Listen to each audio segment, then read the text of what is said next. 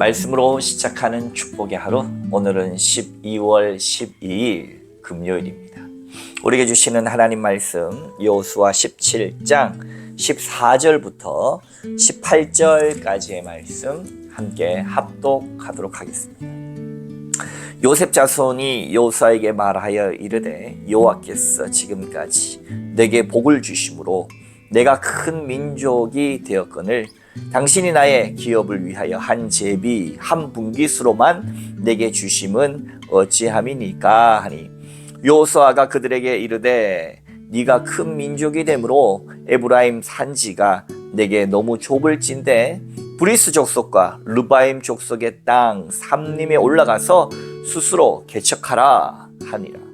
요셉 자손이 이르되 그 산지는 우리에게 넉넉하지도 못하고 골짜기 땅에 거주하는 모든 가나안 족속에게는 베스안과 그 마을들에 거주하는 자이든지 이스라엘 골짜기에 거주하는 자이든지 다 철병거가 있나이다 하니 여호수아가 다시 요셉의 족속 곧 에브라임과 므낫세에게 말하여 이르되 너는 큰 민족이요 큰 권능이 있은즉 한 분깃만 가들 것이 아니라 그 산지도 네 것이 되리니 비록 삼림이라도 네가 개척하라. 그 끝까지 네 것이 되리라. 가나안 족속이 비록 철병거를 가졌고 강할지라도 네가 능히 그를 쫓아내리라 하였더라. 아멘. 오늘도 주님의 귀하신 말씀 앞에 서신 저와 여러분들 가운데 좋으신 우리 주님의 은총과 평화가 가득하시기를 주님의 이름으로 축복합니다. 계속해서 땅을 분배하고 있습니다.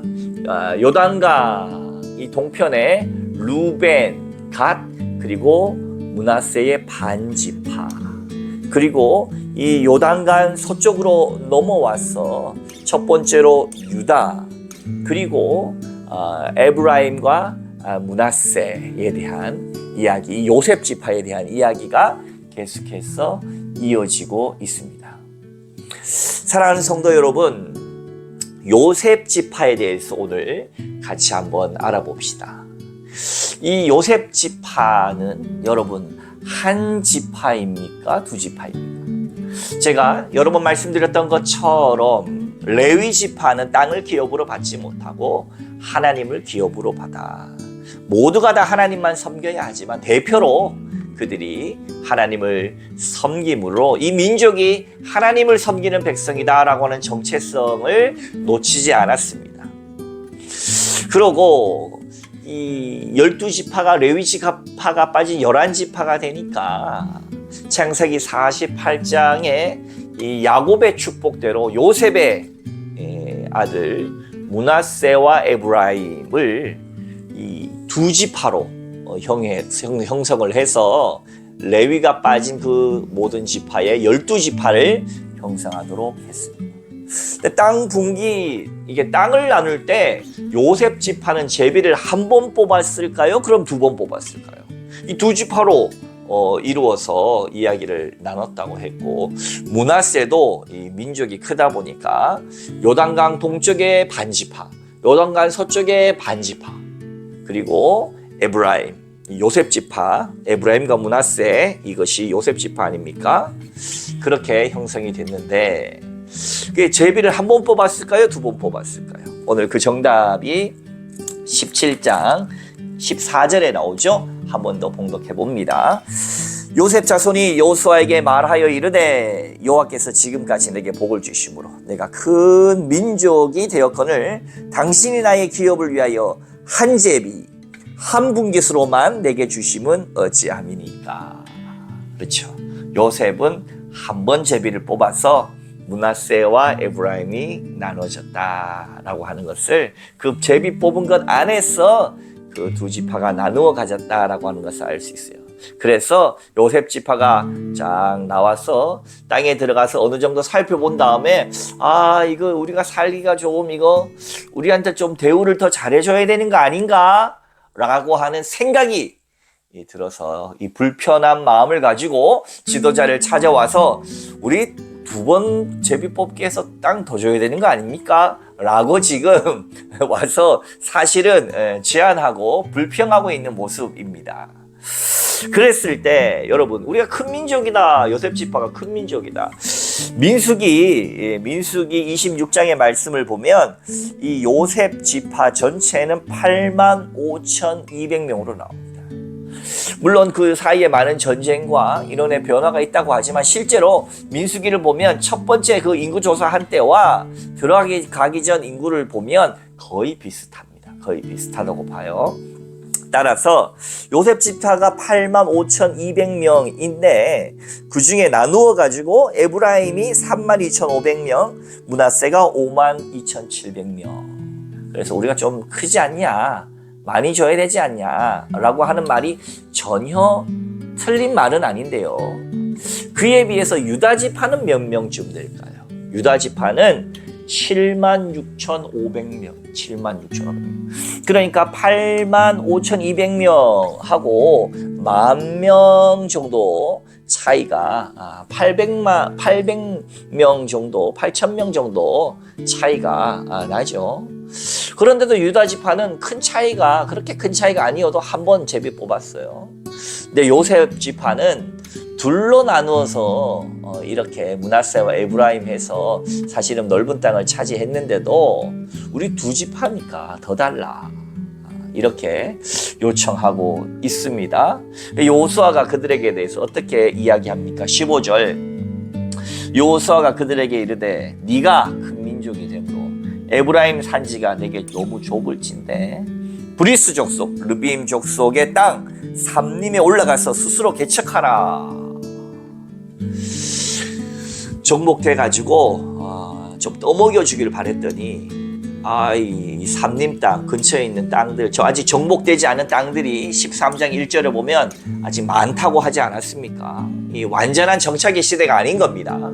그러니까 아직 정복해야 되고 진압해야 되는 것이 많으니까 스스로 네가 큰 민족이니까 네가 그렇게 개척하라 라고, 갈렙이 그렇게 하였듯이 너희도 그렇게 하라 라고 하는 뜻으로 읽혀집니다. 그랬더니 요셉이 본심을 드러내요. 16절, 요셉 자손이 이르되 그 산지는 우리에게 넉넉하지도 못하고 골짜기 땅에 거주하는 모든 가나안 족속에게는 메스안과 그 마을에 거주하는 자이든지 이스라엘 골짜기에 거주하는 자이든지 다 철병가가 있나이다. 이게 핵심이에요. 그 땅이 그렇게 산악 지역에다가 우리한테 그 넉넉하지도 않지만 사실은 그 사람들 다 철병거, 그 당시에 가장 신식 무기를 가지고 있습니다라는 뭐예요? 두렵다. 여호수아는 개척하라 라고 명령한 거에 비해서 요셉 지파는 떠먹여 주기를 바랬는데 철병거에 있어서 무섭다 지금 말하고 있는 겁니다. 권리는 자꾸 요청하되 의무는 저버린 이 요셉 지파의 조금은 야비한 모습이 보이지 않습니까?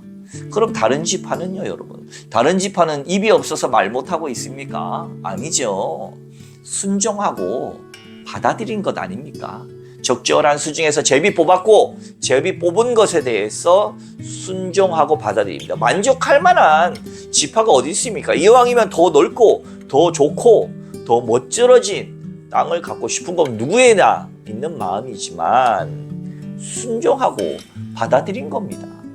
제비 뽑았다라고 하는 것은 하나님이 정하셨다라고 하는 것으로 그들은 받아들이고 부족하면 또 정복해서 나가는 겁니다. 그런데 요셉 지파가 지금 보여주는 모습은 뭡니까? 권리는 자꾸 요청하면서 그들이 그러면 져야 할 의무, 개척해서 나가야 되는 것은 은근히 피해서 네가 좀 해줘 빠지는 거죠. 이것을 우리 속된 말로 얍삽하다, 야비하다 이렇게 말하지 않습니까?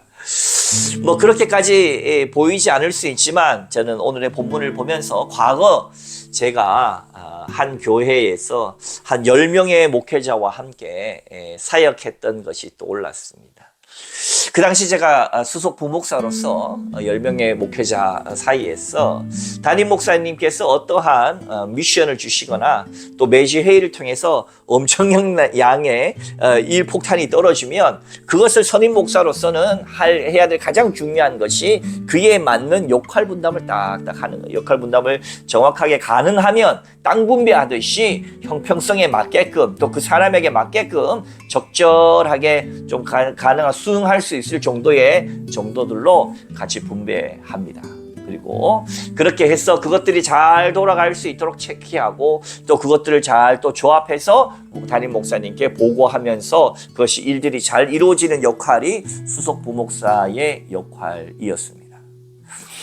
그렇게 하다 보면 다양한 다른 부목사님들의 성향과 또 일의 역량에 따라서 그런 것들이 이루어지는데요.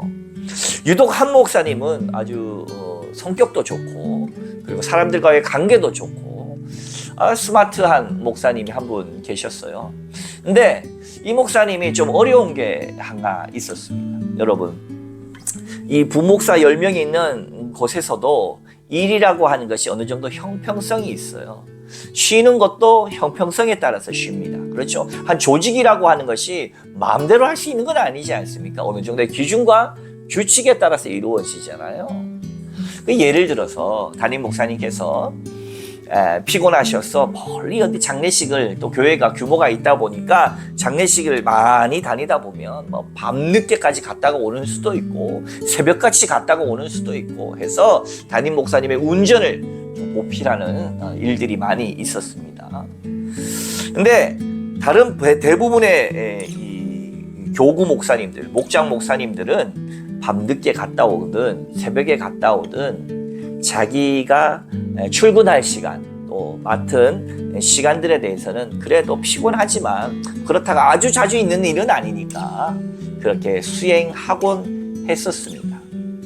근데 이 목사님이, 이 스마트하다고 하는 이 목사님이 항상 보면은 자기가 밤늦게 갔다 오잖아요. 관계를 잘한다고 그랬죠. 꼭 담임 목사님께 다이렉트로 나 피곤한데 목사님 나 내일 쉬면 안 돼요? 라고 개인적으로 부탁을 합니다. 그럼 담임 목사님께서는 보면서 빙긋이 웃으시면서 많이 피곤해서 그런가 보다 하고 쉬게 해주면 여러분 어떻습니까? 나머지 9명의 목사는 뭐라고 생각할까요?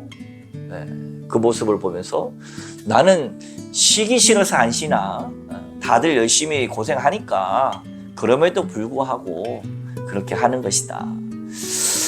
그래서 사실은 그러면 다 그렇게 쉴 수 있는 구조로 가면 좋은데 그게 안 됐기 때문에 다들 참고 나와서 출근하고 자주 있는 일이 아니니까 피곤하더라도 그것들을 좀 감당해 갔었는데 이 목사님이 그런 식으로 자꾸 규율을 깨는 거예요. 제가 첫 번째 경고를 했고 두 번째 또 그러길래 제가 담임 목사님께 직접 말씀드렸습니다. 그렇게 하시면 안 됩니다.